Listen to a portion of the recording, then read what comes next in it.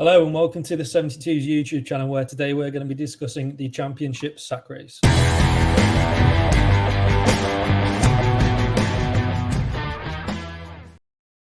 I'm joined by our social media manager, Adam Reek. How are we doing? Good as always, mate. Yourself? Yeah, I'm good, thank you. 50k followers on Twitter this week. Big achievement, that. Get in. Shout out to all those people who've followed us on Twitter this year. Adam's doing a class job on Twitter. So yeah, championship sack race. It's going to be a controversial one, don't we think? Possibly. I think it'll either have fans obviously agreeing with it or being a bit outraged by it, depending on who we've gone for. But it's three managers who we think should get sacked at the end of the season, isn't it? Yeah, we've picked three each, 6 different managers. I'll let you do the honours. Kick us off with your first choice. Yeah, I'll start off with Steve Bruce. He's, to be fair, he got a good win last night against Fulham, and he got a good points the week before against Huddersfield. Yeah. I think they'll beat Hull before that as well. So the last 3 games have been all right, but it's bigger than results. But if you want to talk about results, I think he went something like 16 months or something daft without, or it might not have been that long, but I think it was last May, the last time he won a football match, and that was in 2 divisions and 2 clubs. And it's like, I've spoke about this a lot with West Brom. What is the point in that club? Like, it's just so, like, when you think of the whole squad, you think of just like Jake Livermore's and Kyle Bartley's just boring 33-year-old players. And to be fair, Steve Bruce works perfectly there because he's a boring 55, 60-year-old manager. It's just so stale, and they just need a change, a big change. And to be fair, I think West Brom fans will agree with this. So they are a pretty dire team, aren't they? It's my first one. But they did beat league leaders Fulham last night. So, I mean, you can't write them off. You can't write Steve Bruce off. But, yeah, I'm sure a few West Brom fans will say, get Steve Bruce out in the summer. My first choice to get sacked in the summer is Hull City boss Shota Arveladze. It's just such a weird appointment for me. First of all, I don't think they should have sacked Grant McCann. I think he was doing a good job. But I spoke to a Hull City fan just last week, and they said Grant McCann was awful. His football was terrible. He was a terrible manager. So what do I know? But Shota Arveladze, 2 wins in 10. He's come from the Uzbeki league over near Russia somewhere. He was in charge of the kind of Manchester United of the Uzbekistan league, and he's come to the championship at a team like Hull City, who are going to have money in the summer, trying to get them into the Premier League. It's just such a weird appointment for me, and I don't think he will get sacked in the summer, but I think he should. I think he will spend this money on random players from Turkey, from Europe. I've got a feeling Hull City are kind of heading towards that. And one of the area was Peterborough. Do you know what I mean? It's like everyone's beaten Peterborough, haven't they? So it's not that big of an achievement beating them. Exactly. So I think Hull City run the risk of becoming one of these teams who have got money, but they've got no clue how to spend it. I fear that their owner doesn't know as much about football as a lot of the other owners in the championship, and that he'll maybe. Well, I hope he succeeds, but there's a chance that he could just run the club into the ground. That he overspends, he chops and changes managers like he already has done with Grant McCann. So, yeah, weird appointment for me, but let's see what the summer holds for them. Your second choice? Yeah, second, I've gone for Nigel Pearce in the Bristol City, similar to West Brom, just stale. You could say dinosaur. Just it's again, I don't get why these clubs every week. I'm sure I just attack any manager that's over the age of 60, but I just don't get the point of these managers anymore. Like you saw Bristol City's squads, even under Lee Johnson, his last season. He brought in Hanno Masengo, brought in Thomas Callas, Naki Wells. I think they spent about £30 million or something. They got a lot of money back for selling players, didn't they? Yeah. Which again should have been put back into the side, but I mean, I'm just going through the squad now because I've always said with Bristol City, they've probably got one of the best midfields in the league. You know, Hano Masengo, they had Matthew James, obviously Andy King, Vyman up top. You know, Naki Wells, Anton Semenyo. It's a good young side with a lot of ability, and I feel as if Rob Atkinson at the back, he was the best defender in League One last season. Dan Jada Bentley's a good Silva, goalkeeper as well. yeah, Jada Silva's always been recognised as one of the best left backs in the league. And where are they at the moment? They are 18th. Like, it's just not good enough. They need someone new. Honestly, and we spoke about before, Lee Manning, someone like that to go in, get rid of the sporting director, get rid of the recruitment team, just freshen it up, because they were always considered to be the next team to push into the Premier League, because they were always floating around 7th and 8th. Similar to Derby. Derby was getting in the playoffs and not getting promoted. Bristol City was just missing out on the playoffs and not getting promoted. And I always felt like one of them at one time would go. And I think Bristol City have got the capability to do that. They just need a big change. Not, and do you know what? I'm saying sack the manager, but they need to just have a complete overhaul in the boardroom. Yeah. It must be so annoying being a Bristol City fan because they're just such a championship team, aren't they? Kind of like West Brom. Yeah, if someone said name a championship team, Bristol City. Bristol City, Birmingham City, these teams, Preston, that just have kind of no hope of getting out of the championship. Preston maybe, but next year. Nigel Pearson, it's a lazy appointment, isn't it? Look at MK Dons, like he said, bringing in Liam Manning from wherever in Europe he came from. Yet Bristol City owners think Nigel Pearson's the answer. It's just, it's different levels, isn't it?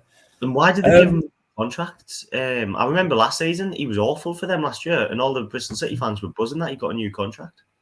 Yeah, it's I think it was one of those appointments. Everyone says, "I'll get Neil Warnock in to steady the ship." I think he's the answer.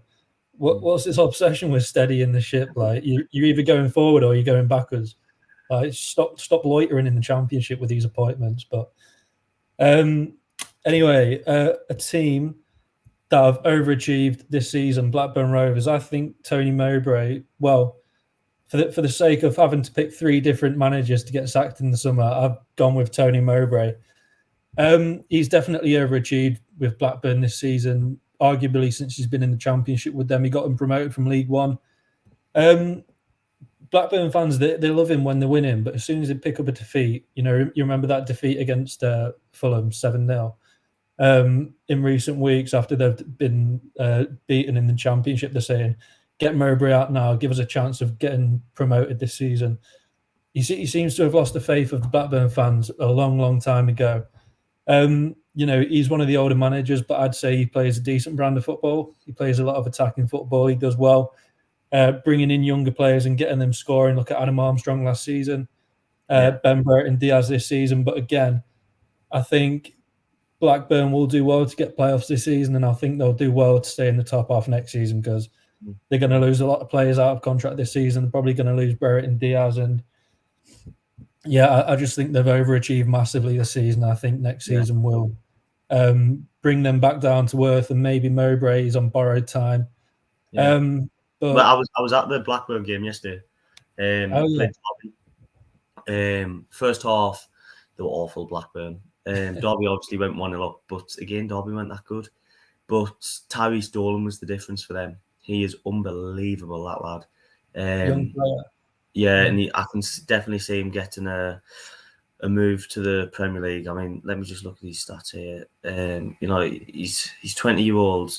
He's started 17 games, 4 goals, 3 assists. He was my man of the match yesterday. Him and Rothwell, 2 players that I think will probably move on in the summer. Well, I think Rothwell's out of contract, isn't he? Rothwell's out of contract. Dara Lenihan's out of contract. Yeah. A few other players out of contract. I know they've got a few, but it looks like they're heading towards a bit of a change in the summer, and maybe Mowbray leaving and being replaced is a part of that change. I think Ryan Nyambe is out of contract as well. He's a good player. So Tony Mowbray, Nigel Pearson, Shotta Arveladze, and Steve Bruce so far. Who's your third choice? Bit of a wild card one.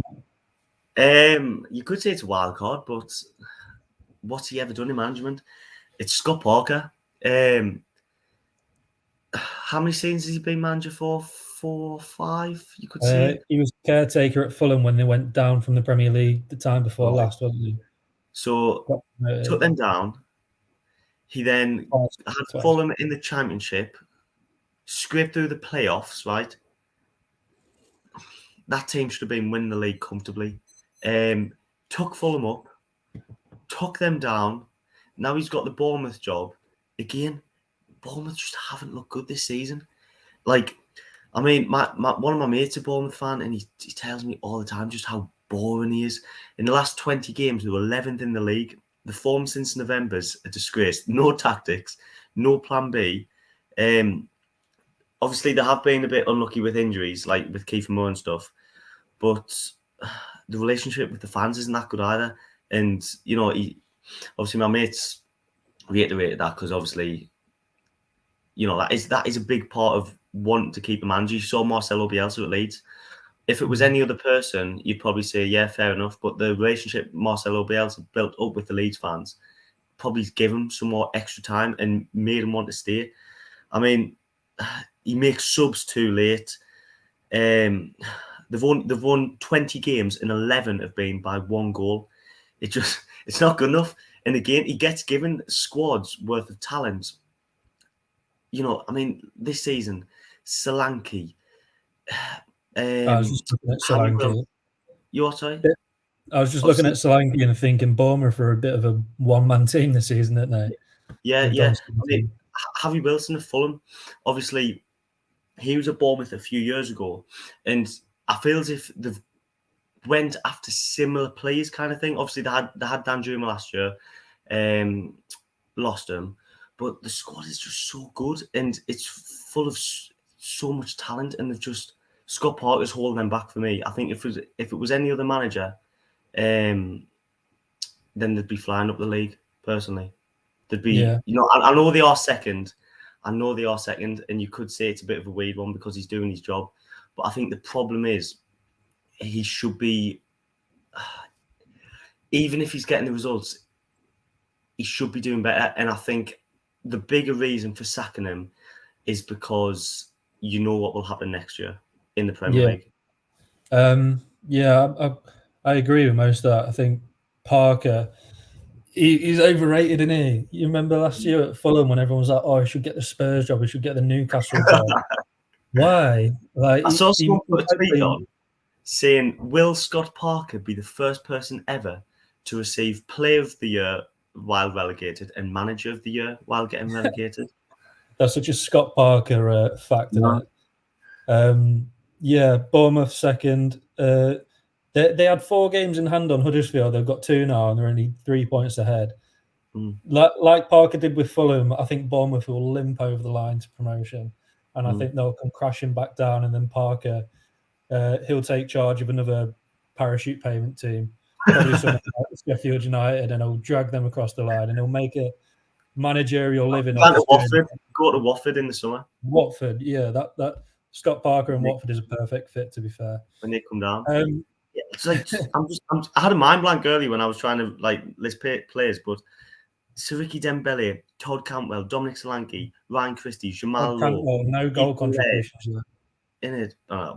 Ben Pearson, Philip Billing, Jefferson Lerma. These are unbelievable players. James Hill, Lloyd Kelly. But on Todd Cantwell, the no goal contributions. I put a tweet on last year saying all this hype about Todd Cantwell. I think he's been involved in 6 goals this season. This is why Norwich are flying above the league. He put an Instagram story on about an hour later saying, "I don't look at numbers." Todd Cantwell did. Aye. I don't know if it was to do with me, but my Norwich mate said, there's been no talk about Todd Cantwell's goal contributions apart from your one tweet. Really? That's a bit of a claim to fame, isn't it? At least we know Todd's reading. He might be watching as well. So you're right, Todd.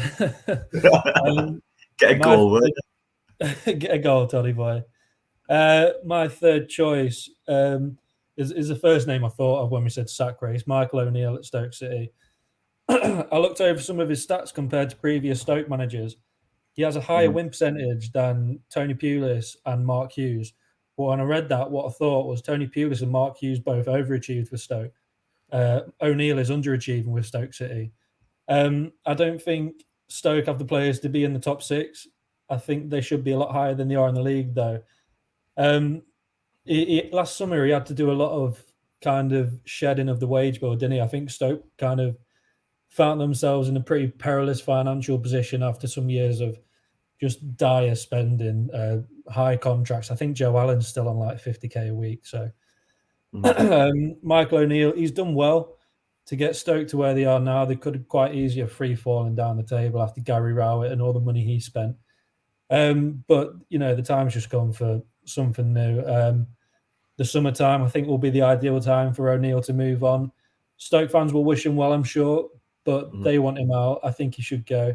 And I think Stoke, it was a kind of left field appointment with Michael O'Neill, wasn't it? He did well on the international stage of Northern Ireland, and I don't think they'll kind of revert to a kind of Mark Hughes or Tony Pulis appointment because they're a different team now. They always played that kind of brand of football, didn't they?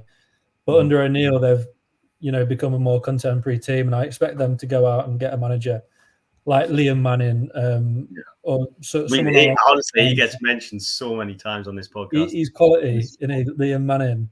I'd love to see him in the Championship with MK Dons next year, but if MK Dons go and get promoted, I think there'll be a lot of Championship teams sniffing around him, like Stoke maybe. But O'Neill for me. Season though, weren't they? Sorry, I'm saying they were flying at the start of the season. Yes, they were in the top 6 for most of the season, and 6th for up until Christmas or something, wasn't it? Yeah. Didn't someone become available a few months ago? And even while Stoke were about 7th or 8th, I remember them. All their fans wanted them in. I can't think who it was. It's not a name that will come to us. I just remember someone became available. I'm not sure though. I can't think either, but it shows that the Stoke fans will be on your side if you're saying if they wanted them sacked while they were like 6th or 7th, and now they've fell right down the table. I don't think that's a bad shout at all, Michael O'Neill. No, it's pretty easy to pick that one out, I think. But to be fair to O'Neill, he's had a lot of injuries. Like he couldn't spend a lot of money last season because he was kind of tasked with saving money and getting rid of a lot of the players off the wage bill. But you look at some of their injuries this season or last season. Tyrese Campbell, who was flying last season, picked up that injury. He's not been the same since. Nick Powell, who he's been injured literally every season since he left Man United, wasn't it? He's a big player for them, but he's only featured less than 20 times this season. Harry Sutter as well, start of the season. He quality at the start of the season. He's wanted by like West Ham, Everton. Even West Ham were linked with him again like last month, and he'd not played in several months. So that shows you how good he was at the start of the season. So it's been difficult for O'Neill, but yeah, I think his time is up come the summertime. So the thing that sums up for me is that if you were to add on Derby's points deduction, like take off Derby's point deduction, before last night, they'd have been on level points. The 1 point behind them. Sorry. It's an interesting table, isn't it? It really is like a table of two halves because you've got so many teams in the mix for the playoffs, and then you've got the 4 teams who are just shocking. Well, Derby with the points deduction, and then that cluster of teams. The cluster of Championship teams, Birmingham City, Bristol City, Cardiff, Swansea, Stoke, Preston, all in a row, just not going anywhere for the foreseeable future, are they? But what managers are on the market now? I know Neil Warnock's one. He'll no doubt get a job somewhere. Reading fans really want him, and surely Reading should go for him. I mean, what's Paul Ince going to do? They've literally hired someone's dad. What Paul Ince ridiculous appointment? Like what a weird appointment. They've got someone's dad managing the Championship football club. Literally, like I wouldn't care if Reading go down this season. They don't bring anything to the Championship for me. I'll be honest. I think all Championship fans want Reading down because it's such a big as well. I'd like Barnsley to stay up. I think Asbaghi's doing quite well, isn't he? He got so much stick at the start of the season, but he's worked with what the Turned it same around. team Walker Shep had, and he's doing well now. So They've only lost 1 in 6, but that was against Derby, which was such a big game. But yeah, if they beat Derby, they'd be out the relegation zone. yeah, they've still got 9 games left this season. I think Barnsley will make it. But it is a toss-up between Peterborough, who are down, Derby, Barnsley, and Reading. One of those teams stays up. It's out of those 4, isn't it? Mm-hmm. I'd rather with Derby, but if they are gone, then yeah, get Reading down. Just get them down. Yeah. Peterborough don't even get a mention, do they? No. To be fair though, if they were to win the 2 games in hand, they'd still go down, but they'd have an extra 6 points. It's unlikely. They've drawn the last 2, to be fair, away at Bournemouth and at home against Stoke. It would be rude to write them off, wouldn't it? But I just cannot see them doing anything in the last few games this season. But should we have a quick look ahead to some of the championship fixtures tonight? We've got, if you bear with me, Sheffield United against Blackpool. Big game, Sheffield United at Blackpool. Cardiff against Stoke, Coventry, Hull, Luton, Preston, Millwall, Huddersfield. That's a big game. Forest, QPR, another big game. Peterborough, Swansea. Any standouts there for you? Probably the Millwall Huddersfield game. I think if Millwall can get a win tonight, then it will really, I think they say it, throw the cat amongst the pigeons. Because it shows that they can beat the big sides. Because, I mean, you know, they've won 5 games in a row. That included like Sheffield United, QPR, which is part of the top 6. They got a good point against Middlesbrough. I think if they can continue that against 3rd place Huddersfield, then they really will be one to watch out for. And if they can go into the playoffs with the form they're on, I mean, what remaining fixtures have they got? You know, they've got Stoke still to play, Swansea, Barnsley, Preston, Hull, Birmingham, Peterborough. They've actually got a really good run in. They do as well, yeah. So that'll be good to look out for. I wonder what the odds are for Millwall to actually get into the playoffs. Got to give credit to Gary Rowett, because you think of Millwall, like they've not got that many good players, have they? No. You've got Jed Wallace, who's okay, but Gary Rowett is doing a good job with a fairly average team, you would say, and he's Millwall, probably one of the lowest spenders in the Championship for the past few seasons too. A lot of young players coming through, but I don't know if they'll make it to the top 6 this season. Get 25 to 1 on them to be promoted. Really? Mm-hmm. I can't even tell you last time they were in the top flight. Have they ever even been in the Premier League? I don't know. Yes, I believe so. When they had Tim Cahill and stuff. That was a FA Cup, wasn't it? When they got to the FA Cup final against United, wasn't it? Were they in the Premier League or Championship then? I don't think they were Premier League. I don't think they've ever been in the Premier League. I'm sure if there's any Millwall fans watching, they'll be quick to let us know. But so yeah, I think gone over everything. They haven't been in the Premier League. The last time they were in was the year 89. So 25 to 1. Is that your tip of the week, Millwall to get promotion? If you put a tenner on it, you lose a tenner. So yeah. So Championship sack race. If you've watched the video, give us a like, subscribe, comment, say who you think is going to get sacked. If you disagree with us, which I think some of you will, let us know. We won't bite. So let us know, join the debate, and join us next week for another video on the 72's YouTube channel.